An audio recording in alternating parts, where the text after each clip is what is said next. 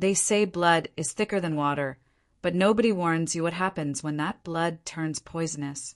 My name is Sarah, and I'm 26 years old.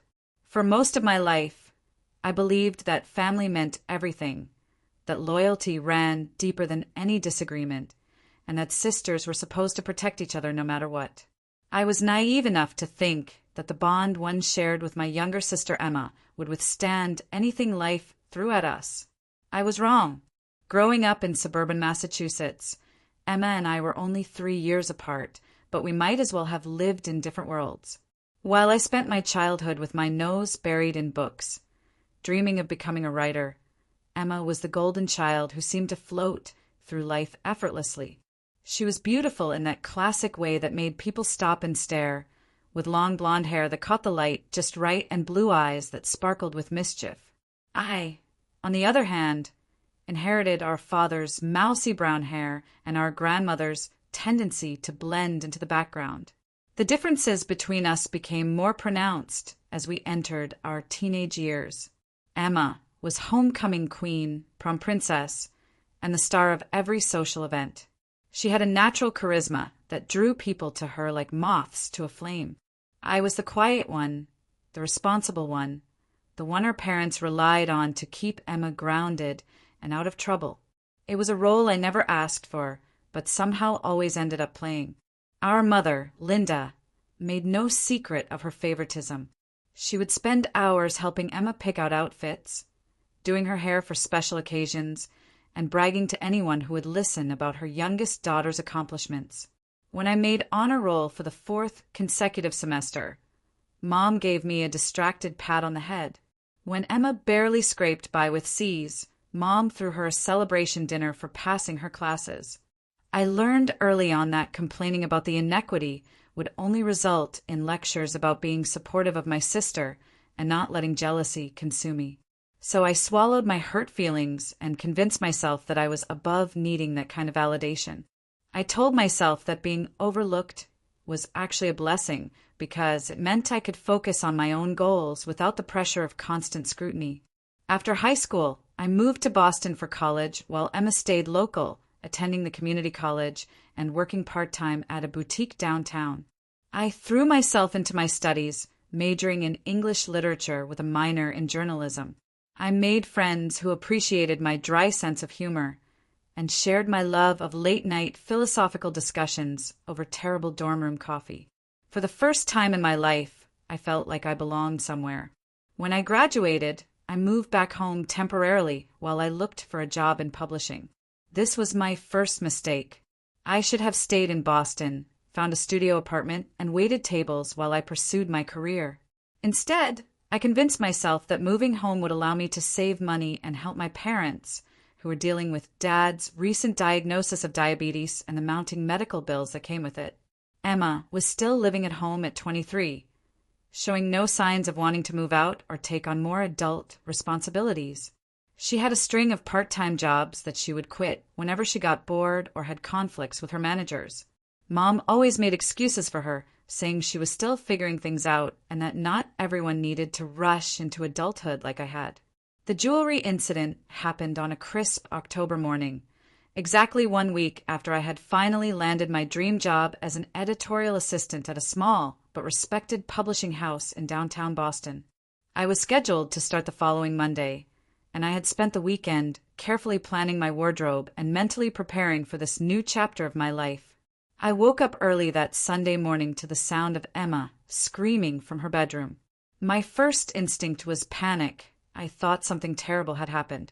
I rushed down the hallway in my pajamas, my heart pounding, only to find Emma standing in the middle of her room, surrounded by open jewelry boxes and scattered accessories. Her face was red and blotchy from crying, and she was holding up an empty velvet box that I recognized as the container for her diamond tennis bracelet. It had been a graduation gift from our maternal grandmother, a delicate piece worth several $1,000s that Emma rarely wore but treasured deeply. Mom appeared behind me, still in her bathrobe, but wide awake and immediately focused on Emma's distress. She didn't even acknowledge my presence as she rushed to Emma's side, wrapping her arms around her and making soothing sounds like she was comforting a small child rather than a grown woman. Emma's explanation came out in hiccuping sobs. She claimed that she had put the bracelet away safely after wearing it to a friend's wedding the previous weekend. She insisted that she always kept it in its original box, nested safely in her jewelry drawer. Now the box was empty, and the bracelet was nowhere to be found. I stood in the doorway, still confused about why this constituted an emergency worthy of blood-curdling screams, when Emma's tearful gaze landed on me. There was something in her expression that made my stomach drop, a calculating coldness that didn't match the devastation in her voice. Mom started asking the obvious questions. Had Emma looked everywhere? Could she have misplaced it? Was it possible she had left it at the venue where the wedding was held? Emma shook her head to all of these suggestions, her crying intensifying with each question. Then Emma said the words that would change everything between us. She looked directly at me and said, with a trembling voice, that she thought someone might have taken it. The implication hung in the air like a toxic cloud. I was the only other person who regularly entered her room, usually to borrow something or return clean laundry that Mom asked me to put away. I felt my face flush with confusion and hurt. The suggestion that I would steal from my own sister was so absurd that I actually laughed, which was apparently the worst possible reaction I could have had. Mom's expression immediately hardened, and Emma's sobs became more dramatic. Over the next hour, what started as a family crisis morphed into something that felt like a criminal investigation with me as the prime suspect. Mom demanded to know where I had been the previous week, what I had been doing when no one else was home, and whether I had any pressing financial needs that might have motivated such an action. I answered every question honestly, explaining that I had been job hunting, meeting with friends, and preparing for my new position. I reminded them that I had never borrowed money from family members, had never shown any interest in expensive jewelry, and had certainly never stolen anything in my life. My protest seemed to fall on deaf ears. Emma, meanwhile, had transitioned from hysterical crying to a more subdued but persistent form of distress. She kept saying that she couldn't understand how this could have happened, that the bracelet was irreplaceable, and that she felt violated knowing someone had been in her personal space. The breaking point came when Mom asked if she could search my room. The request was phrased politely, almost apologetically, but the undertone was clear. This was not really a request. I could either agree to the search voluntarily or face the assumption that I had something to hide. I agreed immediately, confident that the search would clear my name and put this ridiculous situation to rest. I led them to my room and stood back while Mom methodically went through my dresser drawers, closet, and desk. I watched her hands move through my personal belongings with a mixture of hurt and indignation that she would even consider me capable of such betrayal. For several minutes, it seemed like the search would vindicate me. Mom found nothing unusual or suspicious among my possessions. My jewelry collection consisted of a few inexpensive pieces I had accumulated over the years, none of which bore any resemblance to Emma's missing bracelet. Then Mom opened the small wooden jewelry box that sat on my dresser, a gift from my college roommate that I used to store the few pieces I wore regularly. Her sharp intake of breath told me something was wrong before I even saw what she had found. Nestled beneath my everyday earrings and a simple silver necklace was Emma's diamond tennis bracelet, gleaming accusingly in the morning sunlight streaming through my bedroom window. The silence that followed was deafening. I stared at the bracelet in complete shock, my mind struggling to process how it could possibly have ended up in my jewelry box. I had never put it there. I had never even handled it, except for the one time Emma had insisted I try it on during a family gathering several months earlier. Mom lifted the bracelet carefully, as if it were evidence in a crime scene, which I suppose it was. Her face had gone completely white, and when she looked at me, I saw disappointment so profound that it felt like a physical blow. I started to protest, to explain that I had no idea how the bracelet had gotten there, but my words sounded hollow and desperate even to my own ears. The evidence was literally in Mom's hands. The bracelet had been found in my possession. No amount of denial would change those basic facts. Emma's reaction was perhaps the most painful part of the entire ordeal. She didn't seem surprised or shocked to see her bracelet emerge from my jewelry box. Instead, she looked almost relieved, as if a theory she had been nursing had finally been confirmed. She took the bracelet from Mom's hands and clutched it to her chest, fresh tears streaming down her face. Mom's response was swift and decisive. She sat down on my bed and delivered a speech that I can still recite word for word, even years later. She told me how disappointed and hurt she was, not just because of the theft itself, but because I had lied about it when confronted. She said that she had always worried about my jealousy toward Emma, but that she never imagined it would manifest in such a destructive way. The accusation of jealousy cut deeper than any other part of her lecture. It was true that I had sometimes felt overlooked or undervalued compared to Emma, but I had never believed that those feelings constituted jealousy in any meaningful sense. I admired Emma's social ease and natural beauty, but I had also worked hard to build my own identity and pursue my own goals.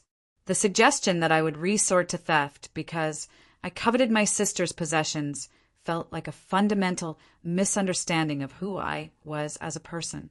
But the evidence was undeniable, and my family's trust in me crumbled in the space of a single morning. Mom insisted that I apologize to Emma immediately and promise that nothing like this would ever happen again. She also demanded that I pay for professional cleaning and inspection of the bracelet to ensure it hadn't been damaged while in my possession. I found myself in an impossible situation. Apologizing would be an admission of guilt for something I hadn't done, but refusing to apologize would only reinforce their belief that I was not only a thief but also unrepentant. I chose what seemed like the path of least resistance and offered a stilted apology that satisfied no one, least of all myself. The atmosphere in our house became toxic almost immediately. Emma treated me with a mixture of hurt, disappointment, and nervous caution, as if she expected me to steal something else at any moment. Mom watched my interactions with both of them carefully, clearly struggling to reconcile the daughter she thought she knew with the person she now believed me to be. I moved out 3 days later, using the security deposit I had saved for an apartment in Boston to rent a small studio earlier than I had planned. The early move meant I would be financially stretched for the first few months, but I couldn't stand another day of living under the cloud of suspicion and disappointment that had settled over our family home. My new job became a lifeline during those first difficult weeks. My colleagues had no knowledge of the family drama that had upended my life, and I threw myself into my work with desperate enthusiasm. I stayed late every night, volunteered for extra assignments, and gradually began to rebuild my sense of self-worth through professional accomplishments.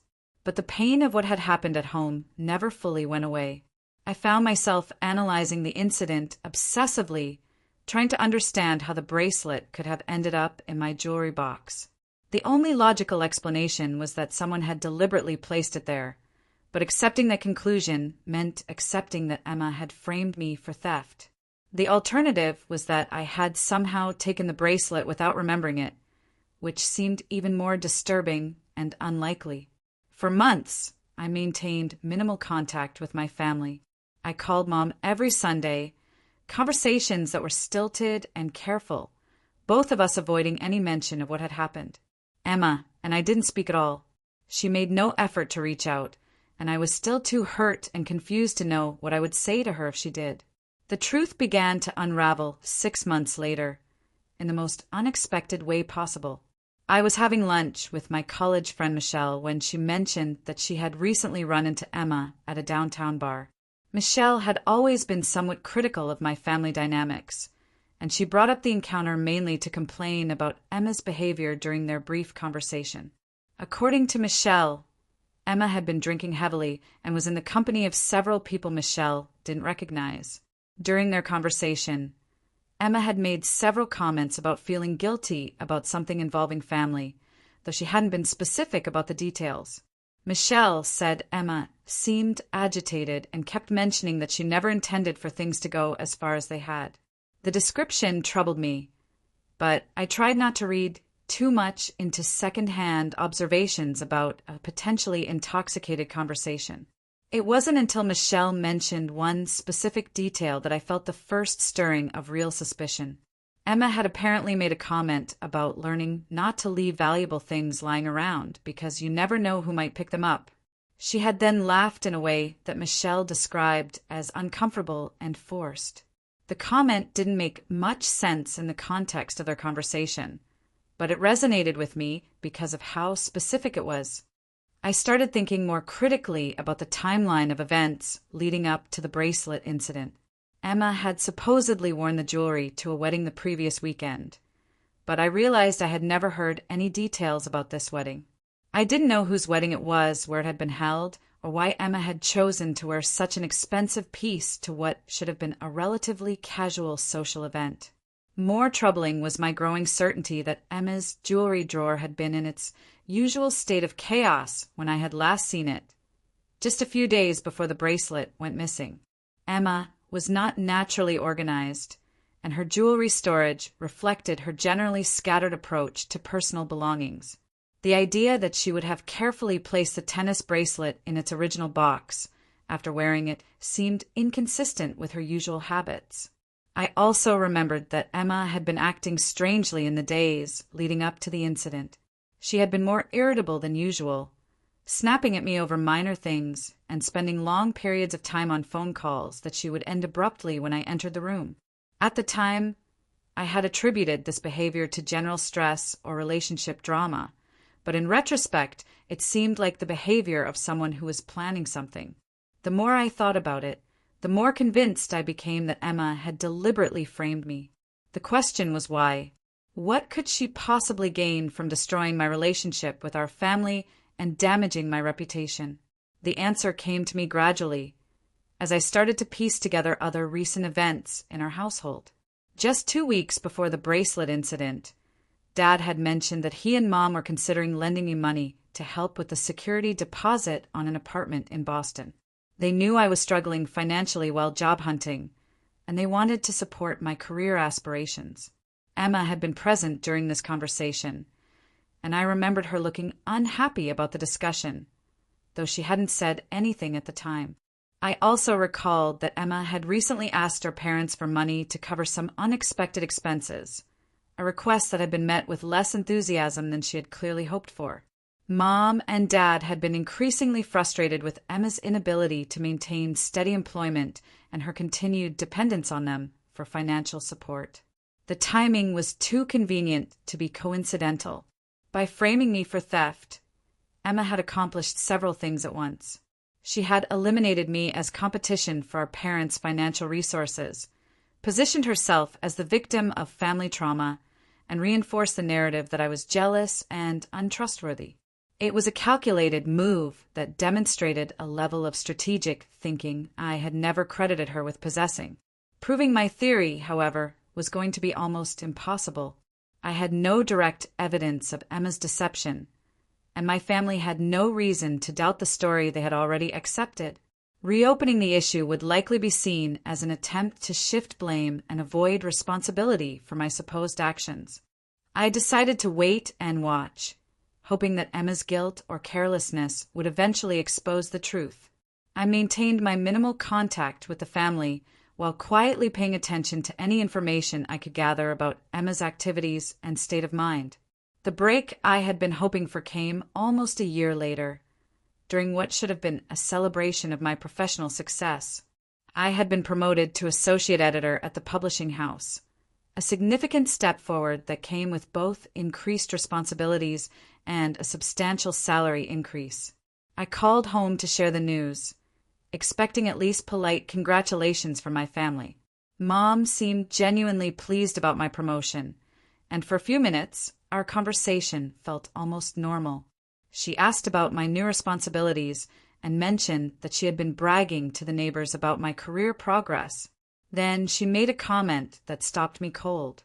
She said, that she hoped my success would help me move past the resentment and jealousy that had caused so much trouble the previous year.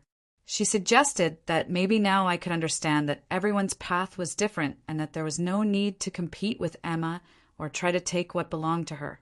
The comment revealed that my family still viewed the jewelry incident as a result of sibling rivalry rather than genuine criminal behavior. More importantly, it showed that they had completely accepted Emma's version of events and built a narrative around it that cast me as the troubled sister who had acted out because of psychological issues rather than simple greed. I realized that as long as this narrative remained unchallenged, my relationship with my family would never fully recover. They would always see me as someone who had betrayed their trust and then tried to avoid accountability. Every interaction would be colored by their memory of what they believed I had done. That night, I made a decision that would have seemed impossible a year earlier. I hired a private investigator. I knew it was an extreme step that would consume a significant portion of my new salary, but I also knew that I would never be able to move forward with my life until I had some kind of resolution.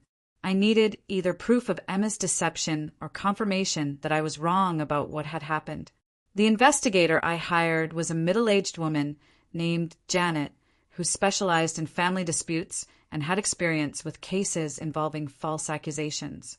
She listened to my story with professional detachment and outlined the challenges involved in investigating crime that had supposedly occurred almost a year earlier. Janet explained that the most promising avenue would be to look for patterns in Emma's behavior that might indicate deception or guilt. She would also investigate Emma's financial situation and social circle to see if there were any factors that might have motivated the frame-up. Over the next 3 months, Janet's investigation gradually revealed a picture of Emma that was very different from the one I had grown up with. Far from being the carefree, somewhat irresponsible young woman our family saw, Emma was apparently involved in a complex web of financial problems and questionable relationships. Janet discovered that Emma had run up significant credit card debt that our parents knew nothing about. She had also borrowed money from several friends and was behind on payments for her car and insurance. More troubling, she had been spending time with a group of people who had histories of petty theft and fraud. Most damning of all, Janet found evidence that Emma had researched pawn shops and jewelry appraisers in the weeks leading up to the bracelet incident. The internet searches on Emma's laptop, which she had apparently forgotten to delete, showed that she had been looking into the process of selling inherited jewelry and determining the value of diamond tennis bracelets, specifically. The picture that emerged was of someone who had been desperately looking for ways to raise money quickly and had initially considered selling the tennis bracelet to cover her debts. When she realized that selling the bracelet would eventually be discovered by our parents, she had apparently decided that framing me for its theft would be a better solution. By claiming the bracelet had been stolen, Emma could maintain her image as the responsible family member while ensuring that I would be the one blamed for its disappearance. If the bracelet was never recovered, our parents would eventually file an insurance claim and Emma would be compensated for her loss.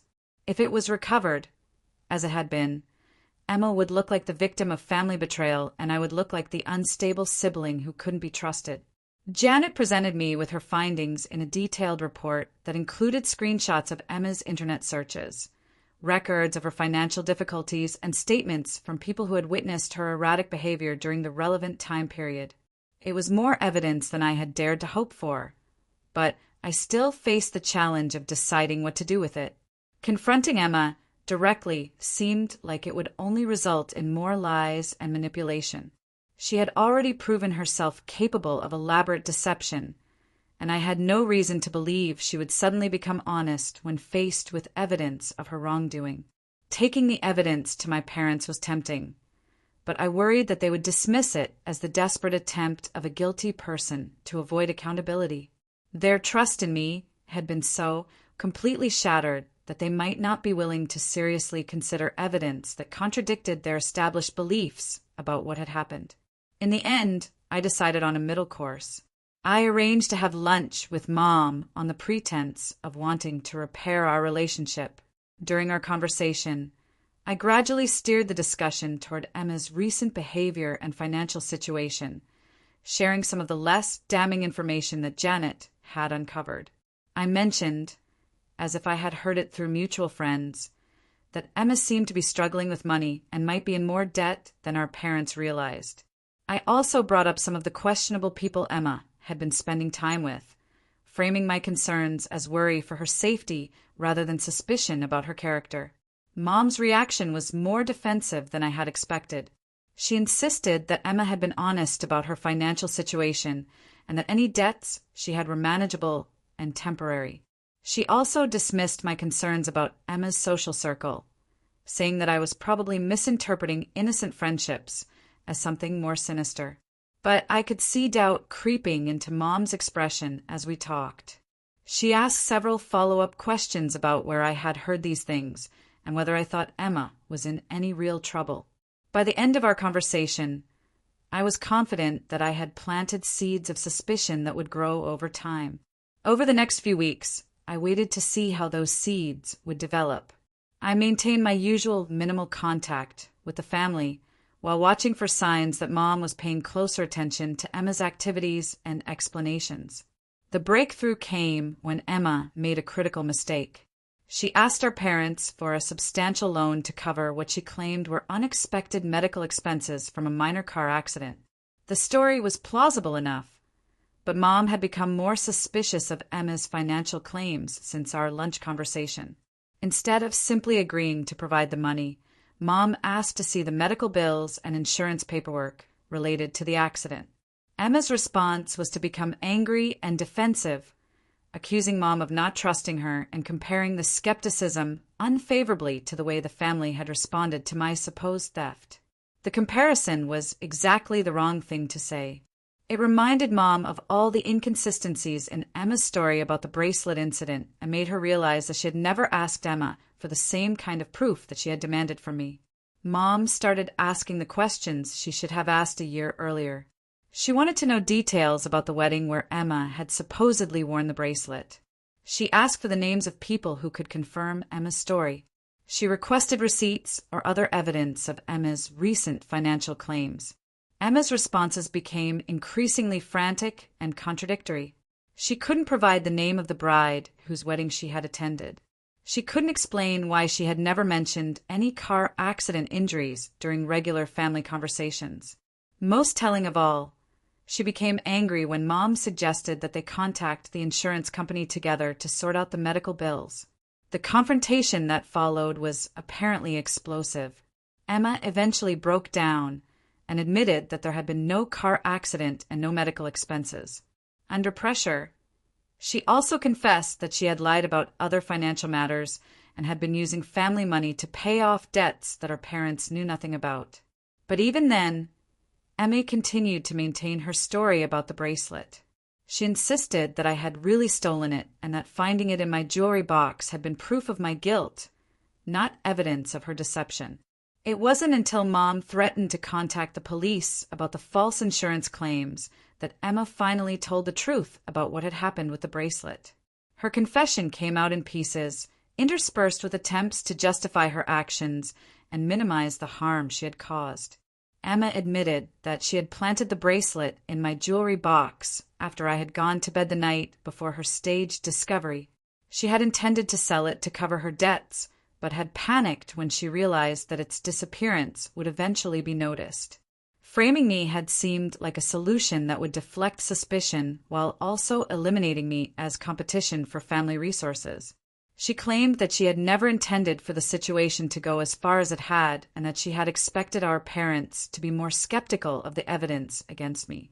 She said she had been planning to confess eventually, but had kept waiting for the right moment that never seemed to come.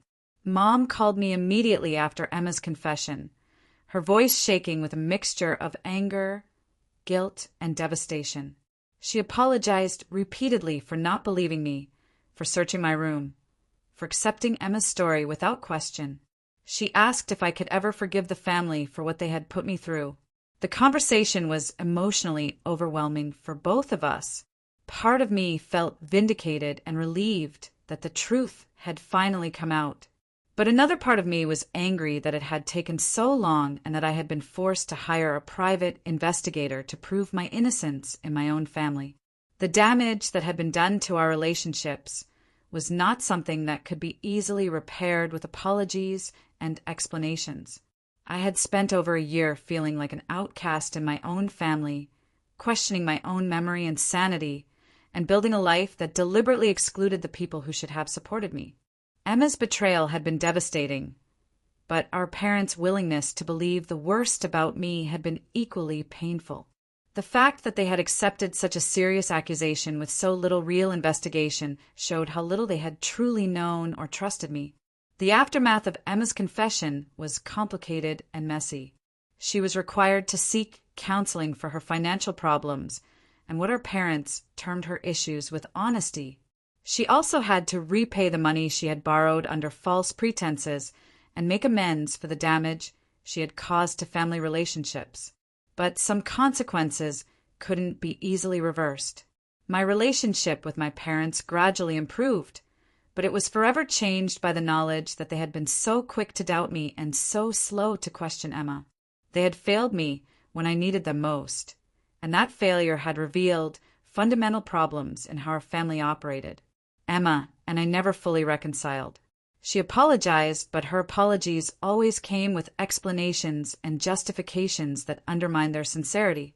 She seemed to believe that her financial stress and emotional problems excused her actions, while I believed that deliberately framing your sister for theft was unforgivable regardless of the circumstances. Our family gatherings became awkward affairs where everyone pretended that everything was normal while carefully avoiding topics that might lead to conflict. The easy intimacy that had once characterized our relationships was gone, replaced by polite formality and careful boundaries. I learned valuable lessons about trust, evidence, and the importance of standing up for yourself even when everyone around you believes you're wrong. I also learned that sometimes the people who should protect you are the ones who hurt you most, and that family loyalty can be a double-edged sword that cuts both ways. The experience made me stronger and more self-reliant, but it also left scars that still ache sometimes when I think about what our family could have been if Emma had chosen honesty over deception and if our parents had chosen trust over assumption. Today, several years later, I can say that I've built a good life for myself. My career has flourished.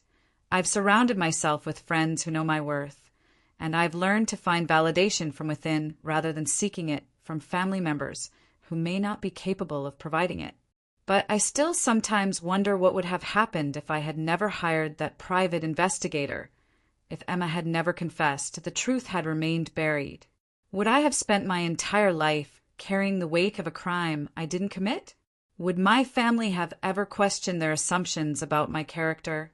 These are questions I'll never have answers to, but they serve as reminders that truth doesn't always surface on its own, and that sometimes you have to fight for your own vindication, even when that fight costs more than you think you can afford to lose. The story of the stolen bracelet taught me that family is complicated, trust is fragile, and sometimes the people who share your blood are capable of betrayals you never could have imagined. But it also taught me that I'm stronger than I thought I was, and that my worth doesn't depend on other people's opinions of me. In the end, that might be the most valuable lesson of all.